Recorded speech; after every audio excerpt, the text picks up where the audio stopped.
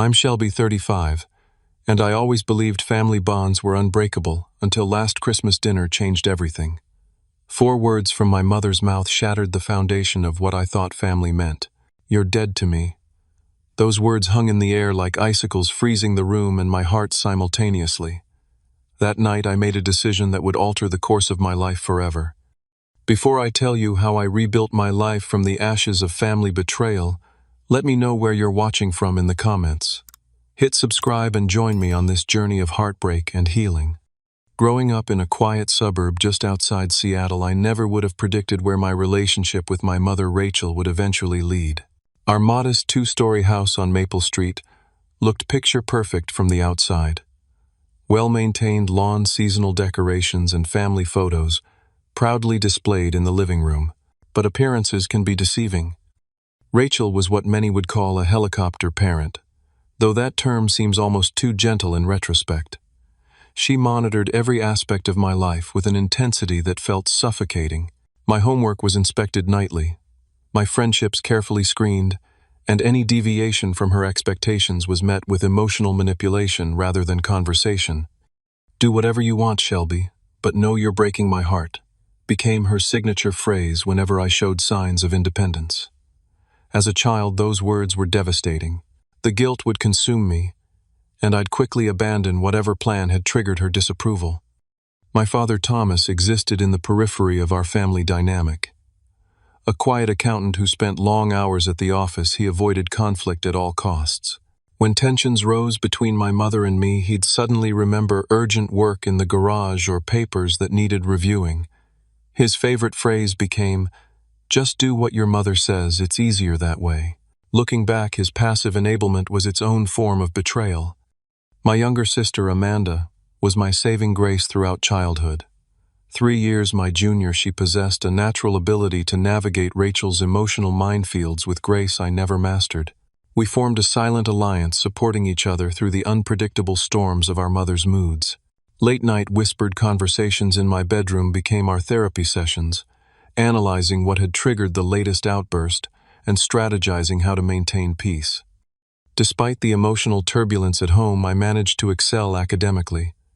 School became my sanctuary, a place where effort led to predictable results, unlike the constantly shifting goalposts at home. My teachers praised my focus and determination, unaware that these qualities had developed as survival mechanisms rather than natural talents. When I was accepted to Washington State University to study engineering, I felt a freedom I'd never known before. The campus was only a few hours from home, but the psychological distance was immeasurable. For the first time, I could make decisions without immediately calculating their emotional cost in terms of my mother's reaction.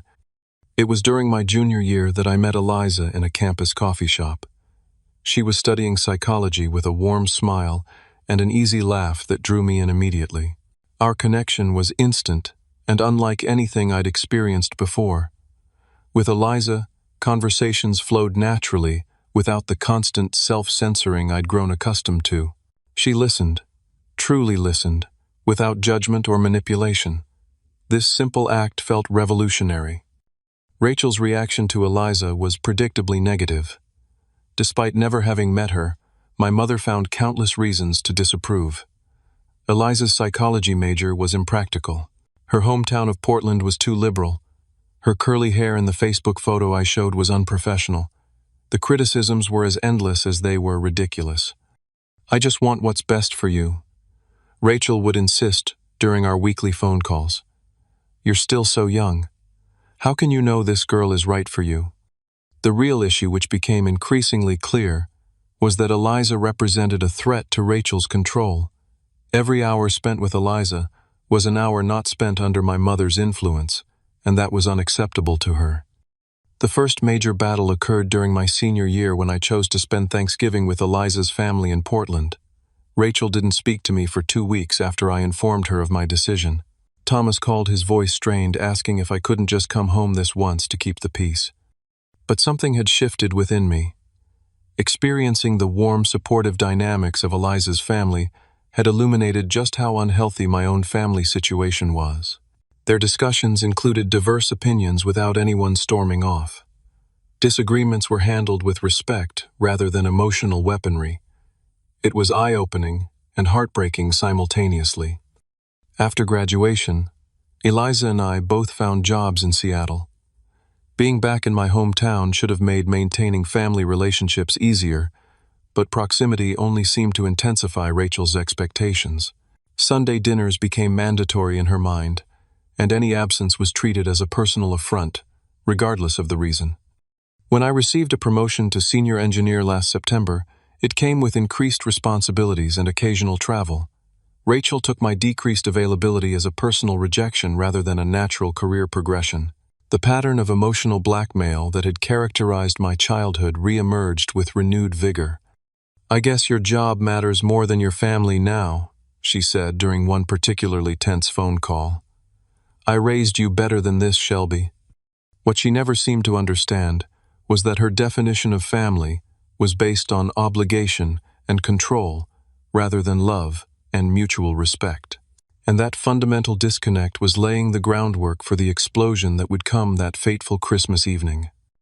The year leading up to that Christmas had been one of significant changes in my life. After 5 years of saving, Eliza and I had finally accumulated enough for a down payment on our first home.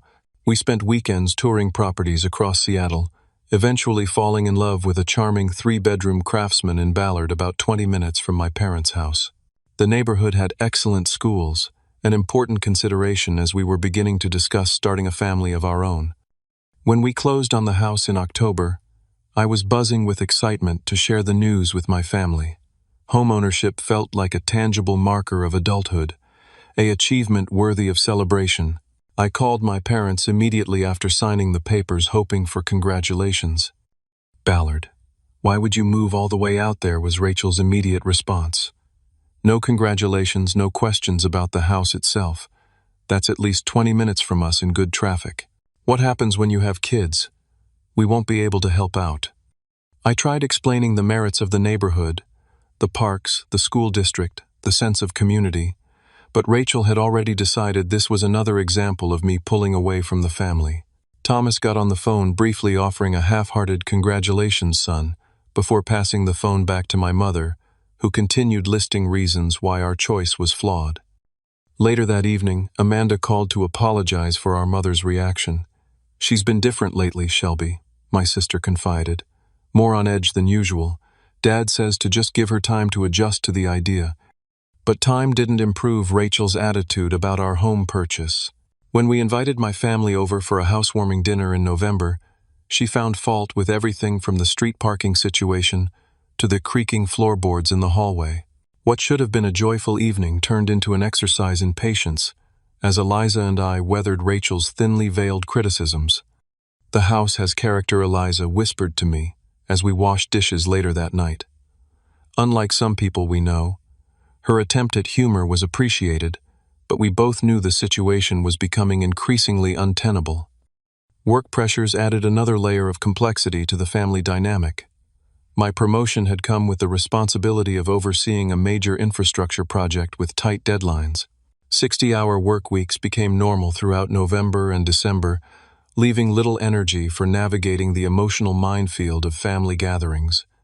As Christmas approached, Eliza and I discussed whether attending the traditional family dinner at my parents' house was worth the inevitable stress. "Maybe we should just stay home this year," Eliza suggested one evening as we decorated our own Christmas tree. "Start our own traditions." The suggestion was tempting, but the thought of the fallout seemed worse than enduring one dinner. "If we don't go, we'll never hear the end of it," I reasoned. "Let's just get through this one holiday, and then we can reevaluate for next year." With that decision made, I threw myself into finding thoughtful gifts for my family, hoping that the perfect presents might somehow ease the growing tension. For Amanda, I found a first-edition copy of her favorite childhood book. For Thomas, a rare scotch he'd once mentioned, wanting to try. And for Rachel, after much deliberation, I selected an elegant silver bracelet with birthstones representing each family member. Eliza expressed concerns as Christmas Eve approached. "I'm worried about how your mother's been acting lately," she said as we wrapped the gifts. "The comments at Thanksgiving were bad enough, but the way she's been talking to you on the phone, it's escalating." I couldn't disagree. but felt trapped in a pattern established decades ago. "We'll keep the visit short," I promised. "Dinner and gifts, then we make our excuses and leave." The drive to my parents' house on Christmas Eve was tense with anticipation. Holiday lights twinkled from neighboring homes, a cheerful contrast to the knot of anxiety tightening in my chest. Eliza squeezed my hand as we pulled into the driveway, the gesture conveying both support and solidarity. Rachel answered the door with a smile that didn't quite reach her eyes. Her Merry Christmas sounded rehearsed, and the hug she offered was brief and perfunctory. Thomas followed with a warmer greeting, taking our coats and offering drinks. Amanda arrived moments later with her boyfriend Jake, her eyes communicating silent encouragement. The gift exchange after dinner was awkward at best. Rachel barely acknowledged the bracelet, setting it aside with a cursory "thank you" before moving on. Her gift to us, a set of monogrammed towels for our new home, came with the passive-aggressive comment, "Since you decided to move so far away, I wanted you to have something to remember us by." I bit my tongue, reminding myself that it was just one evening, a few hours to endure before we could retreat to the peace of our own home. Little did I know that the true test of endurance was yet to come. The dining room of my childhood home had been transformed for Christmas dinner. Crystal glasses sparkled under the chandelier that had hung there for 20 years. The good china, only used for holidays and special occasions, was meticulously arranged on the antique oak table. Rachel had placed name cards at each setting, an unnecessary formality for a gathering of 6 people who had known each other for years.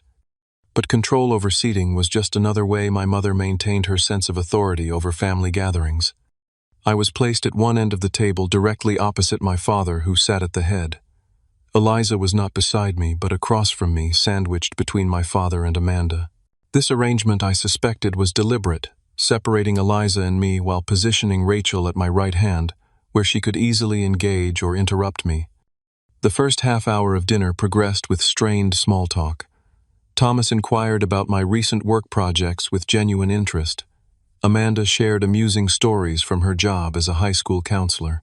Jake, still relatively new to these family gatherings, maintained a polite smile throughout, occasionally catching my eye with a look that suggested he was beginning to understand the complex undercurrents. Rachel remained uncharacteristically quiet during these exchanges, picking at her roast beef and interjecting only occasionally with questions that felt like traps. "So, Eliza, have you convinced Shelby to repaint that awful blue bathroom in your new house? Or Amanda mentioned you missed your dental cleaning last month, Shelby. I hope you've rescheduled it." I deflected these comments as best I could, steering conversations toward neutral topics. The weather, the Seahawks' recent winning streak, the Christmas lights display at the downtown park. Anything to maintain the fragile peace. It was during dessert, Rachel's traditional apple pie, that the conversation veered into dangerous territory. Thomas, in an innocent attempt at conversation, asked about my upcoming work schedule for the new year. "Actually, I'll be traveling to San Diego for a conference in January," I replied, helping myself to a slice of pie. "The company is presenting our new infrastructure design. It's a pretty big deal that they've selected our team to represent the firm." "That's fantastic, honey," Eliza said, her pride evident. "Your hard work is really paying off." Rachel set down her fork with a deliberate clink against fine china. "January. When exactly in January?" The shift in her tone was subtle but unmistakable. I felt the familiar warning signals flare in my mind, the slight narrowing of her eyes, the tightening of her jaw. Still, I answered truthfully. "January 15th through the 20th. The 15th is my birthday, Shelby." Rachel's voice had taken on the dangerous quietness I recognized from childhood confrontations. "We always have a family dinner for my birthday." "I know, Mom. I'm really sorry about the timing, but this conference is mandatory for project leads. I tried to get out of it, but there was no flexibility with the dates."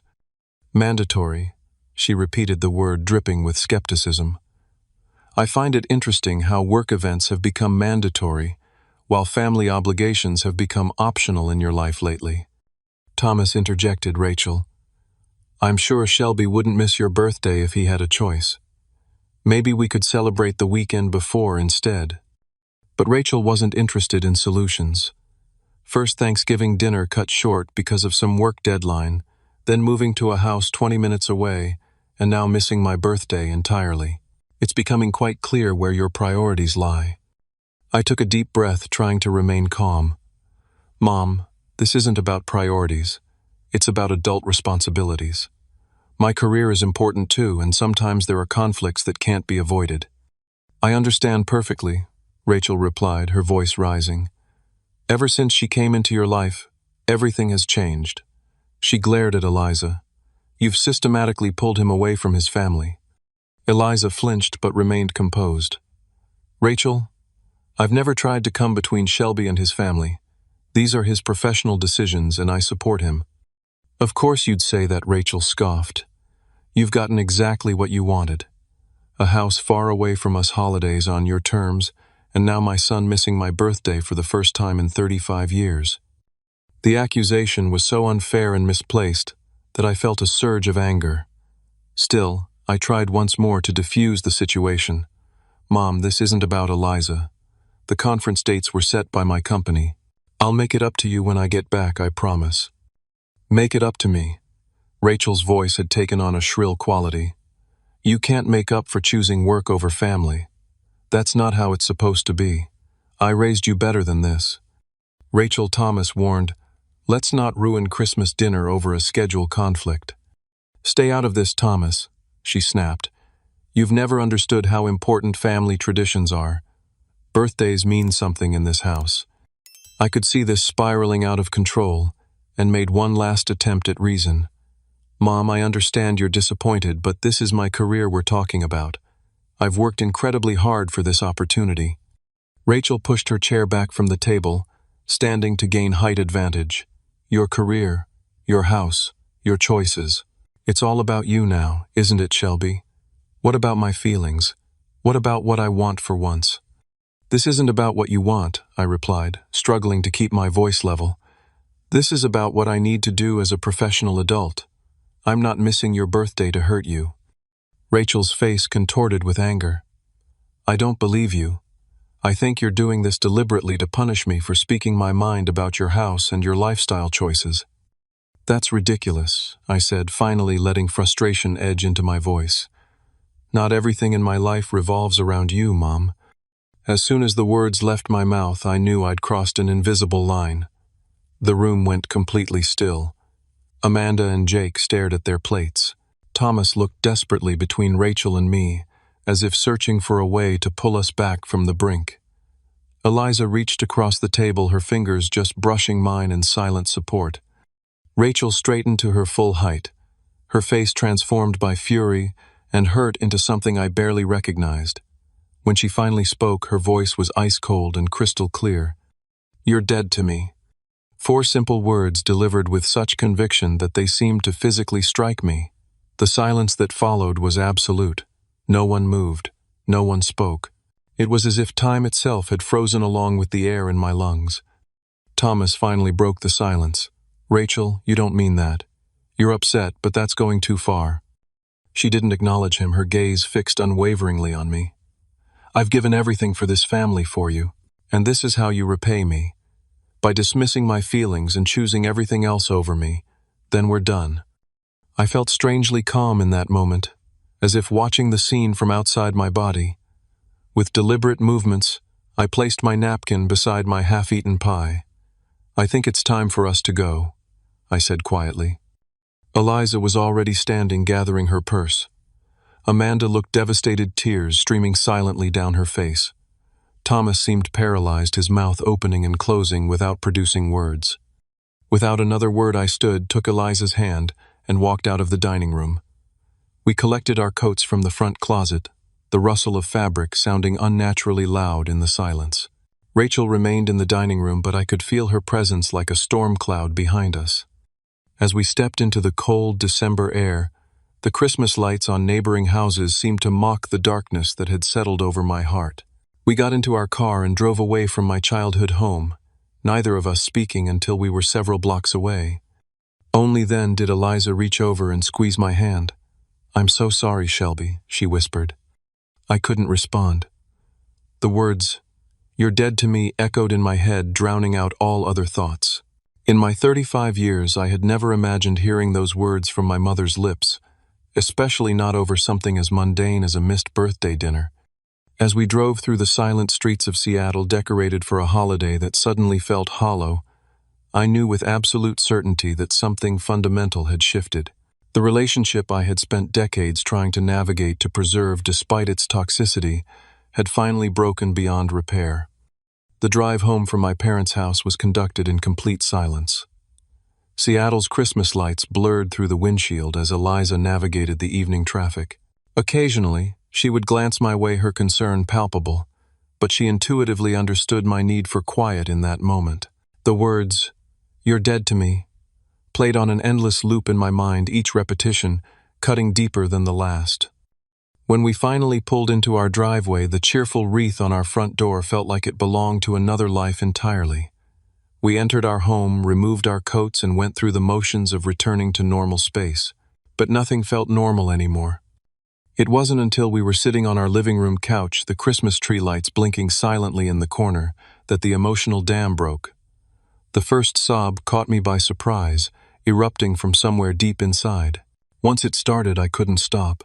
35 years of walking on eggshells, of rationalizing behavior that shouldn't be rationalized, of blaming myself for my mother's emotional instability, it all came pouring out. Eliza held me through it all, her arms, a safe harbor in the storm. She didn't offer platitudes or false reassurances. She simply provided what I needed most in that moment, unconditional presence. I never thought she'd go that far. I finally managed to say, once the worst of the crying had subsided, to say I'm dead to her, over a birthday dinner. "This isn't really about the birthday," Eliza replied gently. "This is about control. You've been pulling away, making your own decisions, and she can't handle it." My phone buzzed repeatedly throughout the evening. Amanda had called 3 times and sent multiple text messages expressing her shock and asking if I was okay. There was one missed call from Thomas, but no voicemail or text, typical of his conflict-avoidant nature. Notably absent was any communication from Rachel. I finally called Amanda back around midnight. "I'm so sorry, Shelby," she said immediately, her voice thick with tears. "Mom completely lost it. Dad tried talking to her after you left, but she locked herself in their bedroom and won't come out." "It's not your fault," I assured her, summoning energy I didn't feel to comfort my sister. "This has been building for a long time." "What are you going to do?" she asked. It was a simple question without a simple answer. "I need some space," I replied honestly. "I can't keep doing this cycle anymore, Amanda. The manipulation, the guilt, trips, the emotional blackmail. I'm exhausted." "I understand," she said, and I believed she did. Amanda had witnessed our mother's behavior toward me for her entire life. "Just please don't shut me out too, okay?" "Never," I promised. "You're not part of this problem." After hanging up, I spent a sleepless night staring at the ceiling, Eliza's steady breathing beside me, the only anchor to normalcy. My thoughts wandered through a lifetime of similar incidents, each less severe than tonight's but cut from the same cloth. The time Rachel hadn't spoken to me for 3 days because I chose to go to a friend's birthday party instead of a family dinner. The silent treatment when I selected a college based on its engineering program rather than its proximity to home. The tears when Eliza and I announced our engagement, not of joy but of accusation. "I guess you'll be her family now instead of ours." By morning, a clarity had emerged from the emotional chaos. This wasn't a single incident that could be smoothed over with an apology and a makeup dinner. This was the breaking point in a lifetime pattern that would continue as long as I allowed it. Over coffee, Eliza and I had the conversation that would reshape our future. "I think I need to establish some real boundaries," I said, the words both terrifying and liberating. "Maybe even cut contact completely for a while." Instead of trying to talk me out of it, Eliza nodded. "I think that might be the healthiest choice, Shelby." What she said last night wasn't just hurtful, it was emotionally abusive. That term, emotionally abusive, had never explicitly entered my thinking about my relationship with Rachel, but once spoken aloud it fit with undeniable accuracy, unlocking a new perspective on my entire childhood and adult relationship with my mother. That afternoon I began researching toxic family relationships, consuming articles and forum posts from others who had experienced similar dynamics. The stories were different in detail but identical in pattern. Controlling parent emotional manipulation guilt as a weapon, independence treated as betrayal. Most importantly, I read accounts of people who had established boundaries or even cut contact entirely, and the overwhelming sense of peace they described afterward. Within days, I had scheduled a consultation with a therapist specializing in family trauma. Dr. Linden, a compassionate woman in her 50s, listened to my account of Christmas dinner and the lifetime of control that preceded it. "What you're describing is a classic pattern of emotional manipulation," she confirmed. "Your mother appears to have significant control issues that have affected your relationship throughout your life." "So cutting contact isn't an overreaction?" I asked, still struggling with the ingrained guilt that accompanied any action my mother wouldn't approve of. "Based on what you've shared, taking space to establish healthy boundaries sounds completely appropriate," Dr. Linden replied. "This doesn't necessarily mean forever, but it does mean giving yourself time to heal and develop stronger personal boundaries." With her guidance, I drafted a clear, firm email to my parents. I explained that the events of Christmas dinner had made it clear that our relationship had become unhealthy. I stated that I would be taking a break from communication to focus on my own well-being. I emphasized that this wasn't a punishment, but a necessary step for my mental health. I closed by asking them to respect my decision by not contacting me until I reached out first. The practical aspects of separation followed changing my email address, setting up mail forwarding, blocking Rachel's number on my phone, and adjusting privacy settings on social media. I maintained limited contact with Amanda with the understanding that she wouldn't serve as a go-between. Each of these actions carried emotional weight like cutting tethers that had both supported and constrained me my entire life. Yet alongside the grief came an unexpected sensation relief. The constant background anxiety of anticipating Rachel's next emotional outburst began to fade, replaced by a growing sense of autonomy. "I feel guilty for feeling good about this," I admitted to Eliza one evening about a week after Christmas. "That's because she programmed you to feel responsible for her emotions," Eliza replied, her psychology background offering valuable insight. "But you're not responsible for how she feels or reacts, Shelby. You're only responsible for your own well-being." That simple truth became my mantra in the difficult weeks that followed. The decision to establish boundaries wasn't selfish, it was necessary self-preservation. And for perhaps the first time in my adult life, I was choosing my own emotional health over the impossible task of managing my mother's feelings. January arrived with a blanket of Seattle rain and the strange silence of a phone that no longer rang with daily calls from my mother. The first week after sending my email passed without incident, leading me to hope that perhaps Rachel was taking time to reflect on her behavior and respect my request for space. That hope proved short-lived.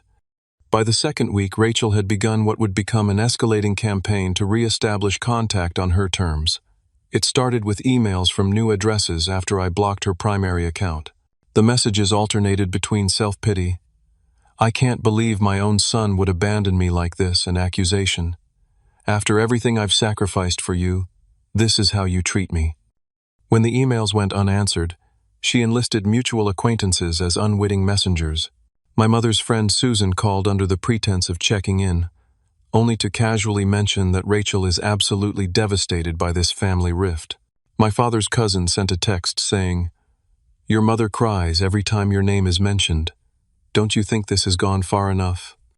I maintained my silence, though each new contact attempt stirred the familiar guilt I was working hard to overcome in my weekly therapy sessions with Dr. Linden. Amanda became my primary source of information about what was happening at my parents' house. "Mom's telling everyone who'll listen that you've turned against the family," she reported during one of our coffee meetups. "She says Eliza has poisoned you against her, and that you've broken her heart by cutting her off without explanation." Without explanation, I repeated incredulously. I sent a very clear email explaining exactly why I needed space. Amanda sighed. "She's rewriting the narrative, Shelby. In her version, she made one small comment when she was upset, and you massively overreacted by disowning the entire family." "And Dad?" I asked, though I already knew the answer.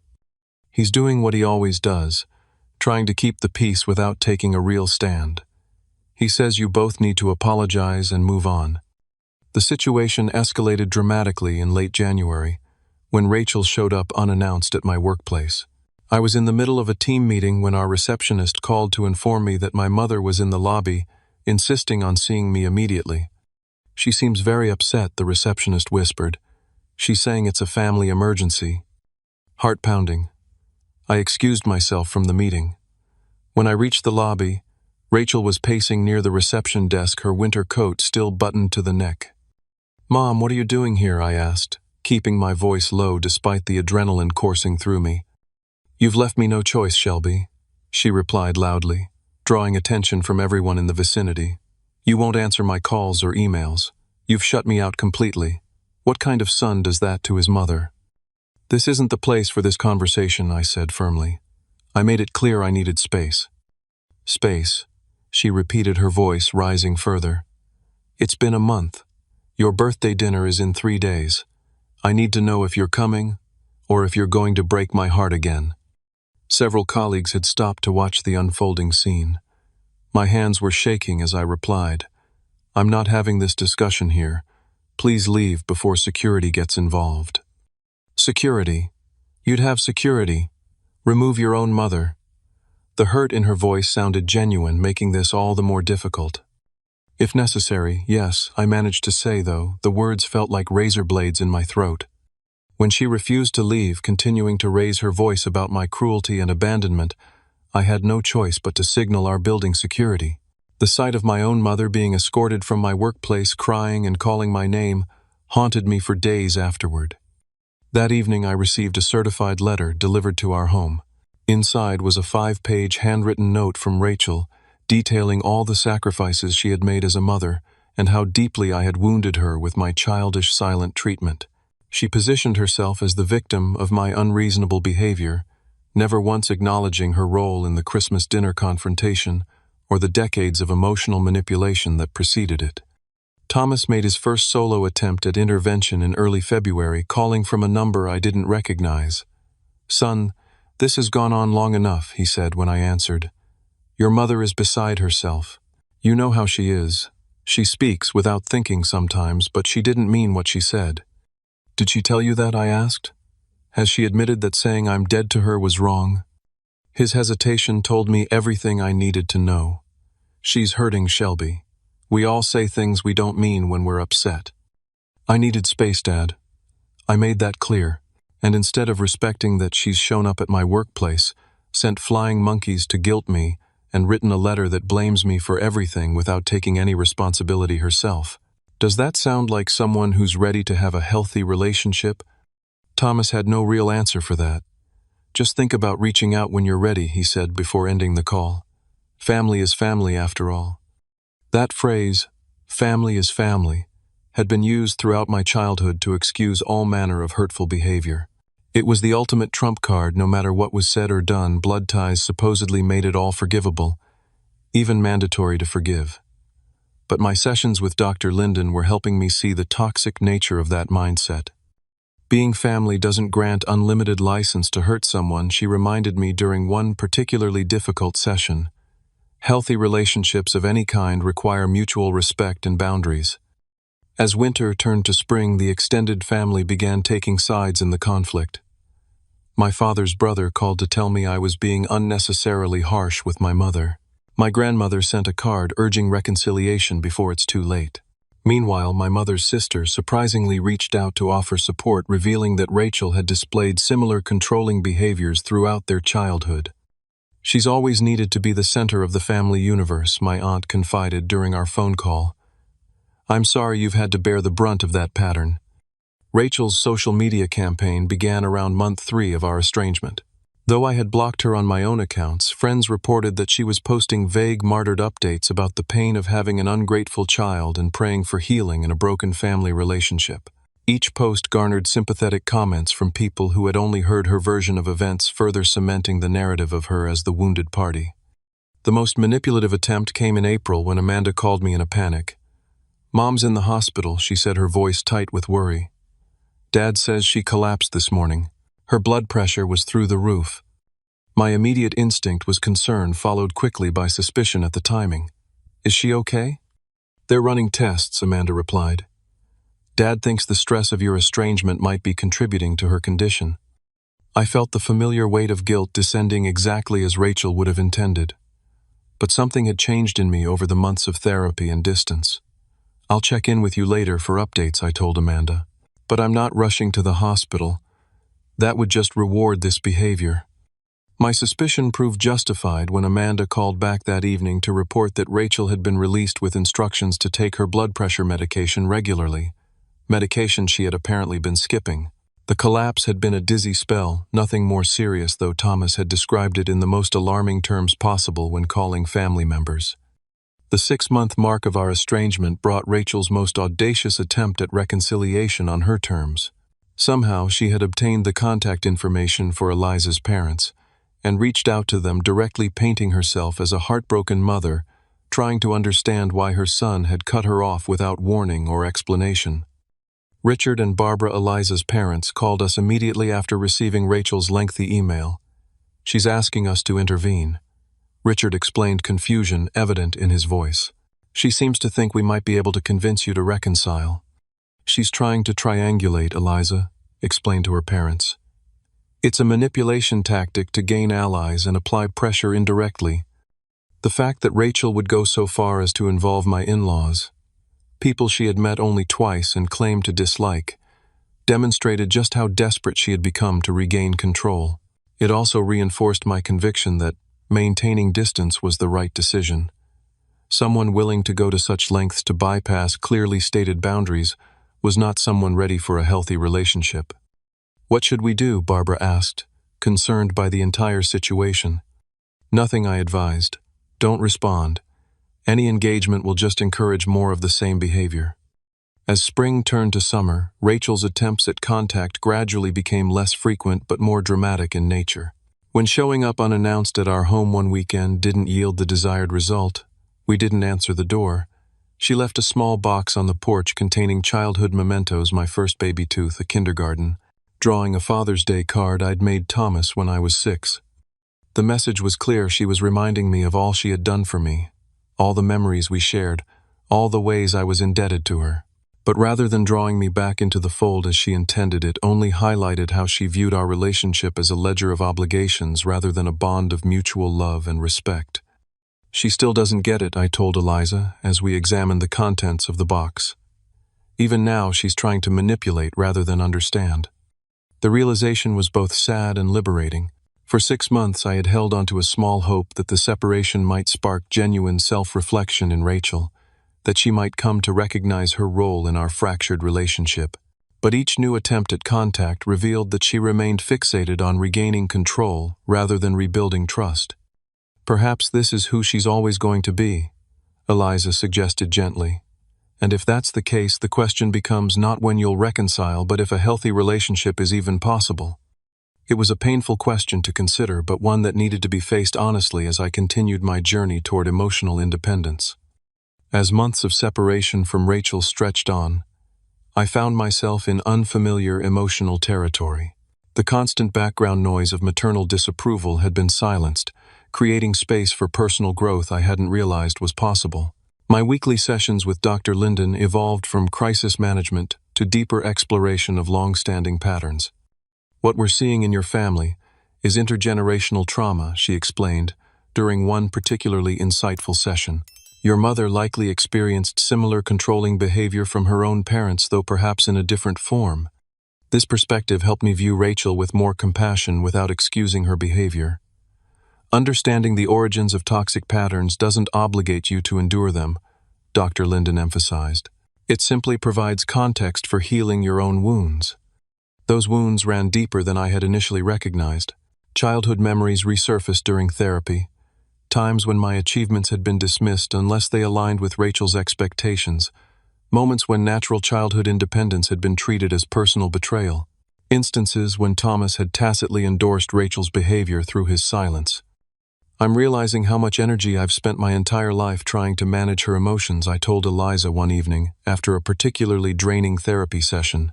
It's like I've been carrying this invisible emotional workload that I never even acknowledged.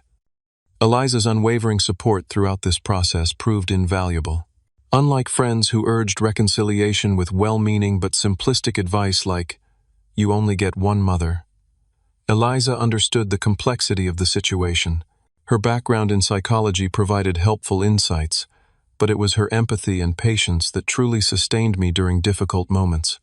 "You deserve relationships that build you up, not drain you," she reminded me regularly. That includes family relationships. With the energy no longer consumed by navigating Rachel's emotional landmines, other aspects of my life began to flourish. The infrastructure project at work that had been the original source of conflict over Rachel's birthday was completed ahead of schedule, earning me recognition within the company and consideration for further advancement. I found myself more present in conversations, more creative in problem solving, more engaged in life generally. "It's like I've been running with weights all these years," I told Dr. Linden, "and now they're gone, and I'm discovering what I'm actually capable of." As spring turned to summer, Eliza and I began creating new traditions to replace the family gatherings that had always been sources of anxiety. We hosted small dinner parties with friends who accepted us without conditions. We took weekend trips to explore the Pacific Northwest. We volunteered at a local animal shelter on Sunday afternoons, the time previously reserved for mandatory family dinners at Rachel's insistence. "We're building our chosen family," Eliza observed as we drove home from a backyard barbecue with neighbors who had become close friends. "People who want to be in our lives because of who we are, not what we can do for them." Amanda remained a bridge to my biological family, though I was careful not to put her in the middle of the conflict. Our relationship actually deepened during this period, freed from the shadow of Rachel's preferential treatment and manipulation. "I've started seeing a therapist too," she confided during one of our monthly lunch dates. "Watching your journey made me realize I have my own stuff to work through with Mom and Dad." "How's that going?" I asked, genuinely curious about her experience. "Enlightening and terrifying," she admitted with a wry smile. "I'm starting to notice patterns I never questioned before. The way Mom pits us against each other sometimes. How Dad checks out when things get emotional. How I've learned to shrink myself to keep the peace." I recognized all those patterns from my own experience. "It's not easy facing this stuff, is it?" "No," she agreed, "but it feels necessary. And honestly, seeing the changes in you gives me hope. You seem lighter somehow." My birthday in July presented the first major family milestone since the Christmas confrontation. In previous years, Rachel had insisted on hosting an elaborate dinner where she controlled every aspect from the guest list to the menu to the gifts deemed appropriate. This year, Eliza organized a surprise camping trip to the Olympic Peninsula with a small group of close friends. Sitting around the campfire under a canopy of stars, sharing stories and laughter with people who accepted me completely, I experienced a profound sense of belonging that had always eluded me at family gatherings. There were no eggshells to walk on, no double meanings to decode, no performances required to earn acceptance. "Happy birthday," Eliza whispered as we zipped our sleeping bags together later that night, to a year of authentic living. The path wasn't always smooth. Well-meaning relatives often tried to broker peace without understanding the fundamental issues at stake. "Your mother's not getting any younger," my grandmother remarked during a rare phone call. "Don't you think this silent treatment has gone on long enough?" These conversations required delicate navigation. "I'm not punishing her, Grandma," I explained patiently. "I'm creating space for myself to heal from patterns that were hurting me. When and if Mom is ready to respect my boundaries, we can work on rebuilding our relationship." Such explanations rarely satisfied family members steeped in the tradition of unconditional family loyalty. But "she's your mother" remained the reflexive response, as if that biological fact trumped all considerations of emotional health and mutual respect. In search of understanding from people who truly comprehended the complexity of toxic family dynamics, I joined an online support group for adult children of controlling parents. The stories shared there reflected my own experiences with uncanny accuracy: the guilt trips, the emotional blackmail, the rewriting of history, the recruitment of flying monkeys to apply pressure.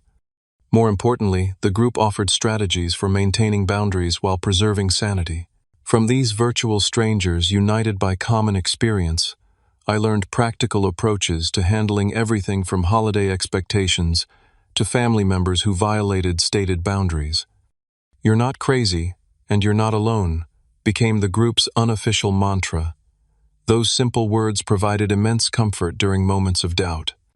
One of the most unexpected friendships to emerge from this period was with Marco, whose mother's controlling behavior mirrored Rachel's in many ways. Our regular coffee meetups became a space for honest conversation about the unique grief that comes with establishing boundaries with parents. "It's not like normal grief where you're mourning what you've lost," Marco observed during one such conversation. "It's mourning what you never had but always wanted, a parent who could see and accept you for who you really are." That insight resonated deeply, helping me articulate feelings I had struggled to name.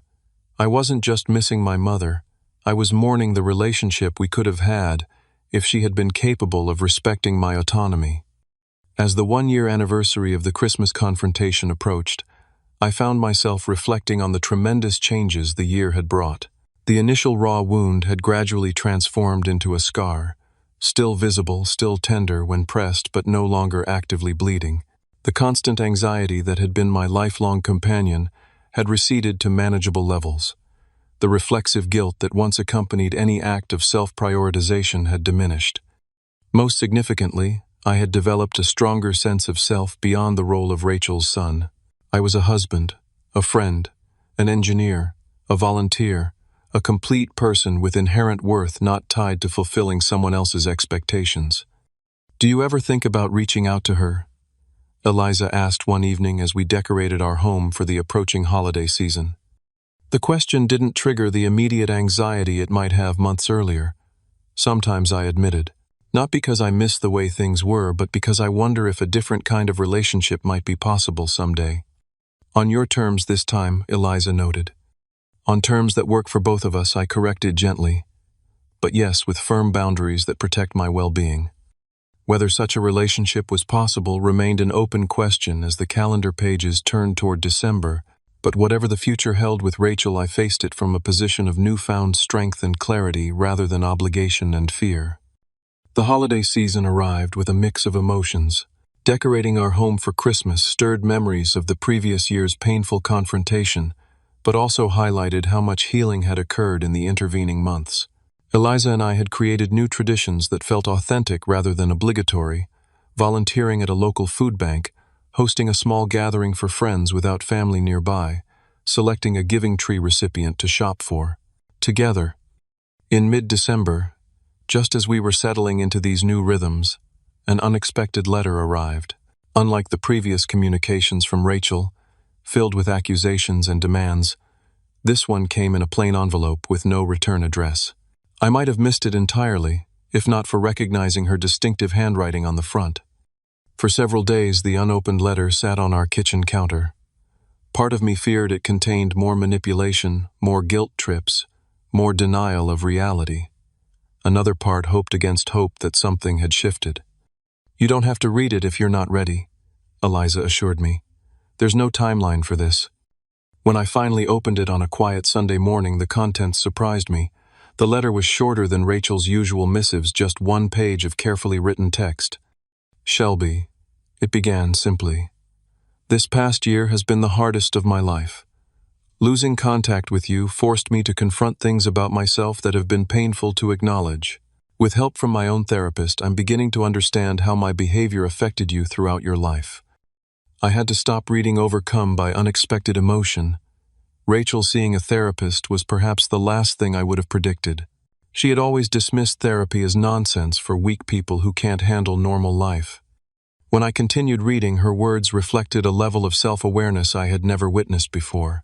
"I realize now that when I said those terrible words to you at Christmas, it wasn't really about your work conference or my birthday. It was about my fear of losing control, of becoming irrelevant in your life. That fear doesn't excuse what I said or how I've treated you over the years, but perhaps it helps explain it." She went on to acknowledge specific patterns, her emotional manipulation, her inability to respect boundaries, her tendency to make everything about her feelings. "These are deeply ingrained behaviors that I'm working to change," she wrote. "I don't expect this letter to instantly repair our relationship, but I wanted you to know that I am trying to understand the pain I've caused." The letter concluded with what appeared to be a genuine apology. "I am truly sorry for saying you were dead to me. Nothing could be further from the truth. You have always been precious to me, though I've had a terrible way of showing it. If you're ever willing to consider rebuilding some form of relationship, I would be grateful for that chance, on whatever terms feel safe for you." I read the letter several times, trying to detect the usual manipulative undertones, the subtle guilt trips, the veiled accusations. They weren't there, or if they were so muted as to be unrecognizable compared to Rachel's usual communication style. "What do you think?" I asked Eliza, after sharing the contents with her. "It sounds like a real apology," she replied cautiously. "The part about her seeing a therapist is especially significant. That represents a huge shift in her thinking." I brought the letter to my next session with Dr. Linden, seeking her professional perspective. "This actually shows promising signs," she confirmed after reading it. "She's taking responsibility rather than blaming you. She's acknowledging specific behaviors rather than making vague apologies. And she's respecting your agency by not demanding a response or immediate reconciliation." "So you think it's genuine?" I asked. "That's impossible to determine from one letter," she replied honestly. "But it's certainly different from her previous attempts at contact. The question is whether you feel ready for any level of reconnection, even if it's just a cautious response." That question stayed with me for several weeks, as I considered my options. The year of separation had been essential for my own healing, allowing me to establish a stronger sense of self and clearer boundaries. I felt more capable of engaging with Rachel without being pulled back into old patterns. Still, the prospect of reopening communication carried risks. After much reflection, I composed a brief email in early January. I acknowledged receipt of her letter and expressed appreciation for her willingness to examine her behavior. I explained that while I wasn't ready for regular contact, I might be open to a carefully structured meeting in the future if her commitment to change proved consistent. I closed by wishing her well in her therapy journey, recognizing the courage it took to seek help. Her response was equally measured, a simple acknowledgement of my boundaries without pushback or emotional manipulation. This restraint, so unlike the Rachel I had known my entire life, suggested that perhaps real change was occurring. By February, we had exchanged several brief, respectful emails. Each interaction felt like testing ice on a frozen lake, cautious alert for any sign of cracking beneath the surface. When I finally suggested meeting for coffee in a public place, it came with clear parameters, a 30-minute time limit, Eliza's presence for support, and an understanding that I would leave immediately if boundaries were violated. We met at a neutral coffee shop midway between our homes on a rainy Tuesday afternoon. I arrived early with Eliza, selecting a table that allowed easy exit if needed. When Rachel arrived, alone as requested without Thomas, I barely recognized her. She seemed smaller, somehow less commanding of the space around her. The carefully constructed facade of perfection she had always maintained had softened into something more human, more vulnerable. "Thank you for agreeing to meet," she said, simply avoiding the dramatic embrace that would have been her normal greeting in the past. The conversation began awkwardly, with surface-level updates and careful navigation around sensitive topics. When the subject eventually turned to the events of last Christmas, I braced myself for justifications or minimizing. Instead, Rachel surprised me. "What I said was unforgivable," she admitted, her voice steady, despite the emotion behind her words. "There's no excuse for telling your child they're dead to you, no matter how upset I was feeling." "Why did you say it?" I asked, the question that had haunted me for a year. She considered this carefully before responding. "My therapist has helped me see that I've always equated love with control. When you started making decisions independently, your career, your home, your priorities, it felt like rejection to me. I lashed out in the most hurtful way I could because I was terrified of becoming irrelevant in your life." "That doesn't make it okay," I noted. "No, it doesn't," she agreed immediately. "Nothing makes it okay. I can only tell you that I'm working to understand these patterns so I don't continue them." The 30 minutes extended to 45 as we began the delicate process of establishing what a future relationship might look like. I was clear about my boundaries, no unannounced visits, respect for my decisions without guilt trips, acknowledgement of Eliza as my partner and priority. These aren't punishments, I explained. They're the basic respect that any healthy relationship requires. Rather than the defensive reaction I might have expected a year ago, Rachel nodded. I understand. I want to earn back your trust, however long that takes. We parted with a tentative plan to meet again in a month, a small step toward rebuilding what had been broken. As Rachel left the coffee shop, Eliza squeezed my hand. How are you feeling? Cautiously optimistic, I replied honestly, and very proud of myself for maintaining boundaries. The following months brought slow but consistent progress. Rachel continued her therapy, occasionally sharing insights from her sessions that revealed growing self-awareness. Thomas, perhaps inspired by his wife's example, began his own journey toward greater emotional engagement, reaching out to me independently for the first time in my adult life. I've been a coward, he admitted during one of our conversations. I should have stood up for you all those years instead of taking the path of least resistance. Amanda reported similar shifts in her own relationship with our parents. It's like they're actually listening for the first time, she marveled during one of our regular lunch dates. Mom actually apologized last week for comparing me to my cousin's wife. I nearly fell off my chair. By summer, we had established a new family dynamic. Not the enmeshed, boundary-violating relationship of the past, but a more respectful connection based on choice rather than obligation. We met monthly for lunch with clear beginnings and endings. Rachel occasionally slipped into old patterns, but now caught herself mid-sentence with visible effort. I'm doing that thing again, aren't I? She would ask, showing a self-awareness that would have been unimaginable before. Let me try again. The most significant test came in August, when Eliza and I announced we were expecting our first child. In the past, Rachel would have immediately claimed ownership of the experience, insisting on accompanying us to appointments, selecting baby items, without consulting us, planning her role as grandmother, with little regard for our wishes as parents. Instead, she simply said, "Congratulations. This is wonderful news. Please let me know how I can support you both during this time." When I thanked her later for respecting our space, she replied thoughtfully, "I'm learning that love means wanting what's best for you, not what's most comfortable for me. I don't want my grandchild to experience the same controlling behavior you did. I want to break that cycle." That conversation, perhaps more than any other, convinced me that genuine change was possible even in relationships that seemed permanently damaged. Not magical overnight transformation, but the slow, imperfect progress that comes from consistent effort and honest self-reflection. As we prepared our home for the arrival of our child, I reflected on the journey of the past 18 months.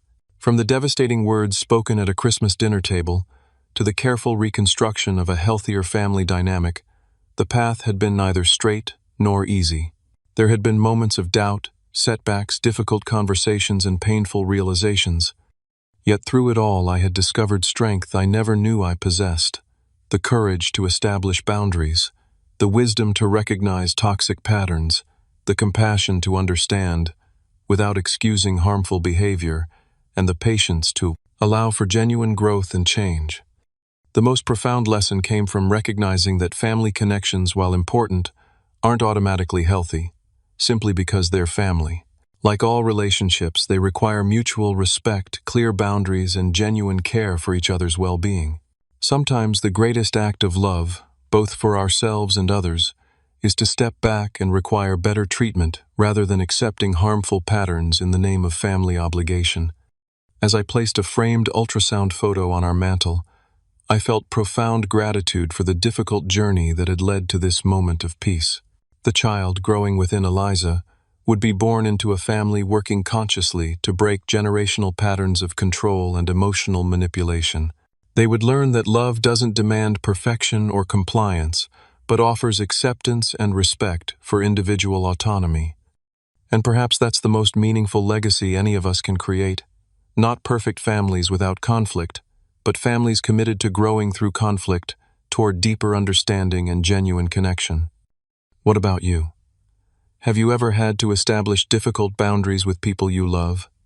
How did you balance self-care with family obligations?